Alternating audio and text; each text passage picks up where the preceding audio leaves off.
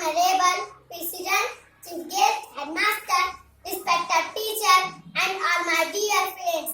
Assalamu alaikum. I am Sayyid Arshia Karim from the student of class 4 is giving a short speech on Republic Day. I want to start my speech with this shape.